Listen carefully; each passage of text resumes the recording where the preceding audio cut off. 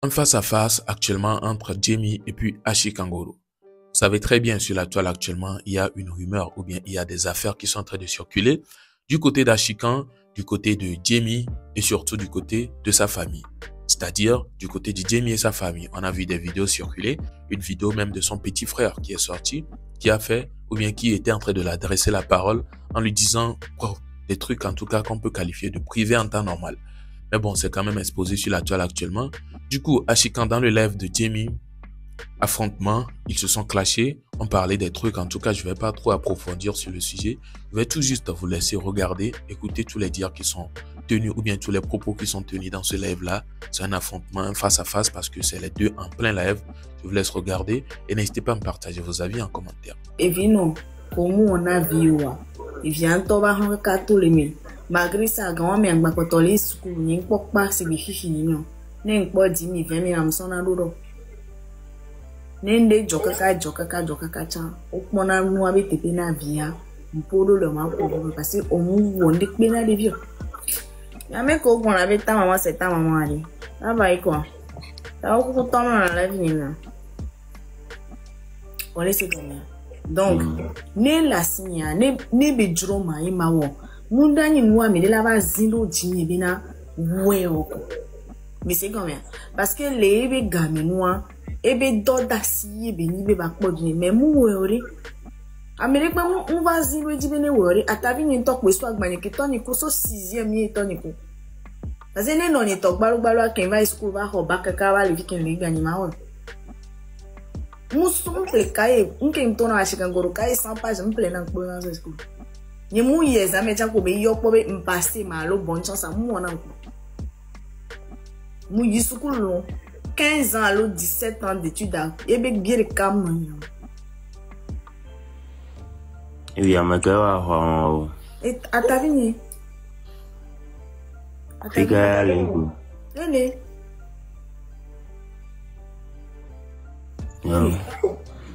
Donc, je ne me vois pas vivre Jamena.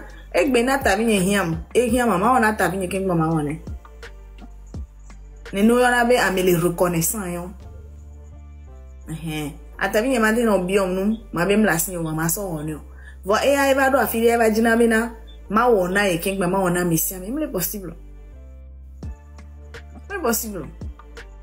ne o ton waji manya wona mesia me manya nchanyo nu munya be na mere pe ndu do poli no su gbo pa jopo vo anu wona kaka ba do afili o ba kpo be na e ai mu anwero wa Ola te va se rattraper alors au moins on se rattraper dans les moji alors voir plus et puis aller ya au lieu qu'on se rattraper on se le rattraper non vini on son ko o yona o va les beku les bois sans que mais kama nsana beku ma jesi lokolo ai bon non vini o ko yon on les beku vivi yo va les bona boli mi atiki kion les gars que me devions vers les films sans ne wa tobe ya gna wa no labe musugbon no du musa o so na lugo o ma du no avodo do la so pecha so kongbe no ogun la bu ma bu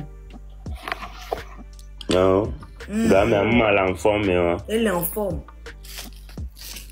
no ogun wa elle a bu ngbagbon yebe ne on a 252 examen ne wa no mdan wa 250 on fon ye no wo wa wa mi ano edo enu ke be so do funu wa ekela gboji ne le funu en plus de ça et dans la consanana meko sana chichingali wabe secteur avec le fou voix no da kume ola be ma do kume no de ola be yo ma do on bodo la so gana ola be plenu no plenu acha no du vitu kino so na pecha so konangbe if ya gana me afikolo o go me nyam la tabi ni egbo garo mo wa mi gbo na noir ne ekoda yo sana wa yo la do o se comme donc ani nyam ve gbo ne wo we o ma do mi ami do ne ba se mi ami ndo shuori même les privilégiés ouais les privilégiés quand même mi va sana mi anwa no so ebe 100 francs 200 tane ko be na osun kaka bon quand même devion fina ebe ga 1000 francs 2000 quand même lo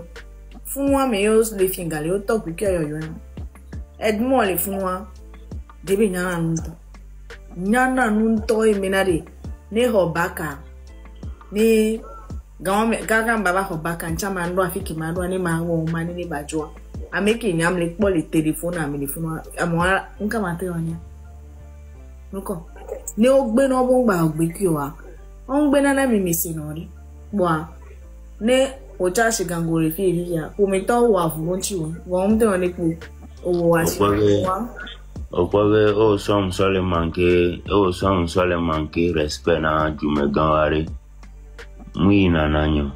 Ole se gan. Yo se nga kemle kwa. Benare normalement ne ejume ton to amenu wari oni okoko chanyore ro tai mani kende oranyi le jurume. Apko keke wa gbora. Ya nka mpodia. Opodi ogun. No ro opodi to chan okafu loko ogun, ogli.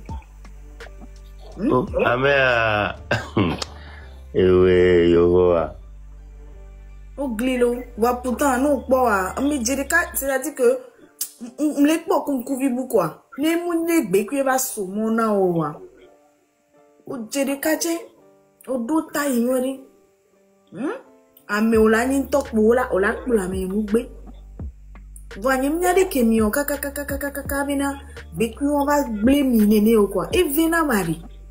Et finalement, c'est n'est que d'eau pouvoir derrière. Amé yo pobe nso agban va egbo e mo. Awo, muni agban so ya mi gbo bi nyan chika. Mu aso agban so ya mi gbo bi nyan mi gbo. Kafa si Andre, ejilade pepe ke divia ejina vive vi baba ni nai. Ejilade pepe ke divia de ejina vi be vi le ba ni nai. Mi awon de ke mi le fifi po la wa te so dule mi amia awori. So dum le mi voine ka ke le bi ani me ma oni ve mi amu berikare ne mi afon npo le trota na ni oro berika ma ola te hona mi fon on sait jamais ma obe mo mu ni agbe toto mi awa mi la te no po fi ve vona mi voa ma ola te va wonu kunu le mi aba gbe mi la te fun poa wa no view e tore ka no reka ne ki o mi tore ka no reko e no reka mi ni e to ni to funa wa to. No view le mo monsieur so gbede o ene o va le blona Amérique o nje si o be gli.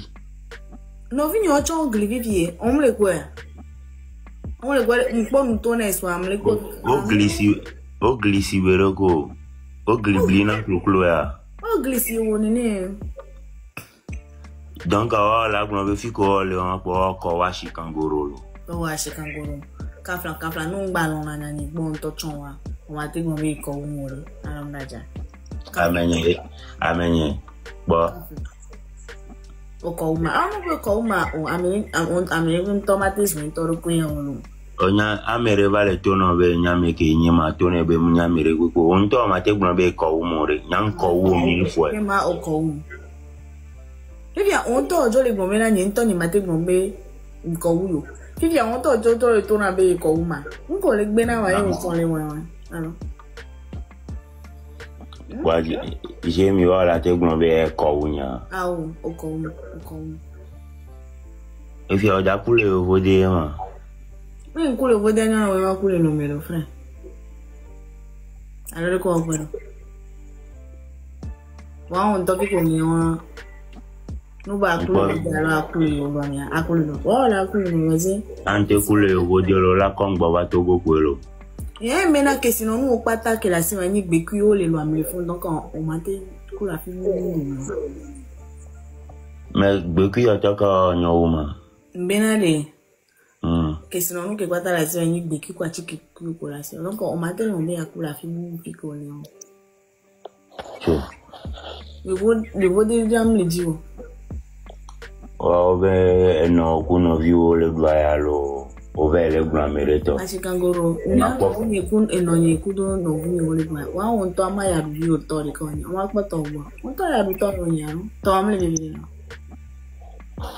to nya le vevere na wa na ko to bo ni jan ka o ji ma le ja nya ma te ko ga no nya la no ya mure nko nya ko da ba bu ko la to la pogo wa ga kan wa pogo wa te pogo yo la wa loko ojo le tona mere be ma te poga wala te poga ashikangoro mle gbon egbe mi nyanu piko le won e garasia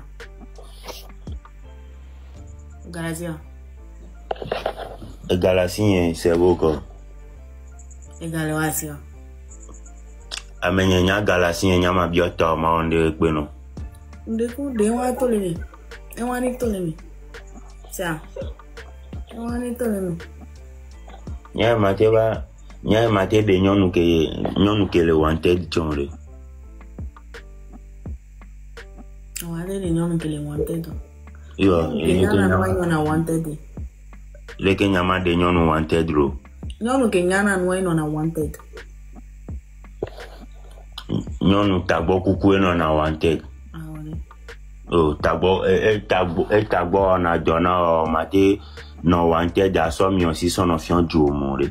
Mi ame ko mi le wanted wa mi abagbe. Mi ame ko mi le wanted ami awe ya bon fifi ale ko. Ano wanted dalo ano ma wanted. Ano wanted dalo no wanted. Nyan le junior me nyona nya be ma no wanted. Benade, mi ame ko mi le wanted ami ya gbeya. Mi ame ko mi le wanted ami mi ame ko mi le no wanted mi to no ba dole wu mi ma. Awla. Ni pole ya to wa be ko te wala. Enye kem le wanted ani ya. Ewo ko mi le wanted wa we wa. Ni ya ni mi be ni awo sondage live me. Ya to, mi ano wanted alo, mi ano no wanted. Okay, le wanted me o.